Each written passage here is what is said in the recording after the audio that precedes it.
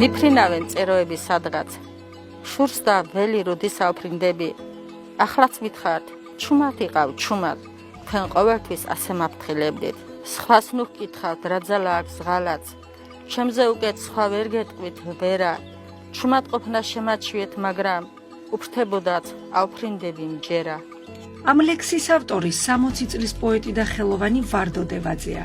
მისი შთაგონების წყარო ძირითადად სამშობლოსა და ბავშვებისადმი სიყვარულია. ლექსების წერა ადრეული ასაკიდან დაიწყო. მეხუთე კლასში იყო, როდესაც პირველად სცადა ლექსი დაეწერა. ყოველი დღე გაძლევს მასალას.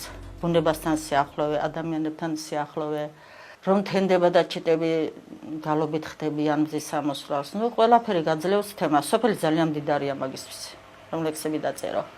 მე მიყვარს სამშობლო ძალიან, საქართველო ძალიან მიყვარს. ვზივარ სოფელში და იმით ვეხმარები ჩემ საქართველოსო, მის ადგილი რომელიც მემაბარია, მოვლილია, პატრონებია, ყვავილნარია, შვილები მყავს, შვილები მყავს და ალბათ მეთქვის ხმამაღლა რომ თქვა, რომ მე მიყვარს საქართველო და რაღაცას ვაკეთებ მის გადასარჩენად.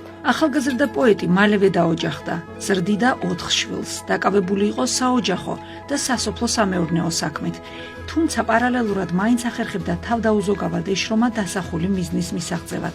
აი ეს პრინციპი, რომ ლექსის წერა სირცხვილი არ არის, ძალიან დამეხმარა და ახლა ვამბობ, რომ გავჩერებულიყავი და ლექსების წერაზე თავი დამანებები და წაბაგებდი. გარდა სამშობლოსა და საბავშვო თემატიკაზე წერისა, ის ამავე თემატიკაზე ქმნის ხელნაკეთ ნივთებსაც. ძაფებზე გვიან დავიწყე მუშაობა, მაგრამ თავიდან პატარა ჯოხიც რომ ენახა რამე, ან თუნდაც რამე ისეთი ხის ნაყოფი, რომ ბავშვის გამოსახულებას მიიღება, სულ ყველაფერს რაღაცას ვამსხავსებდი. მე რომ საქართველოში არ დაუბადებული ვიყავ და არ მენახა ეს გრძელნაწნავიანი გოგოები ურემი, ისინი თვითონ მე შევქმნიდე. ეს რაღაც შინაგანად მოდის. რაღაც და ისე ძლიერად მოდის, რომ რაც არ უნდა ბევრი თოჯინა გავაკეთო, ყველას აუცილებლად ნაწნავი უნდა ქონდეს. და ჩემი შვილები სულ ნაწნავებით იყვნენ დათხოვებამდე. ნაწნავებით დიდი.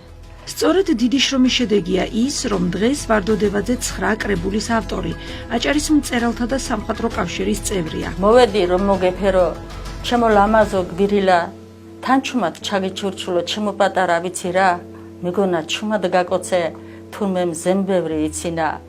მადლობა ცისანგელოზო, შენ გეტყვი აღარ ვტირივარ, ვიცი რომ არ დამივიწყებ, დრომ წაშლა თუ დამიპირა.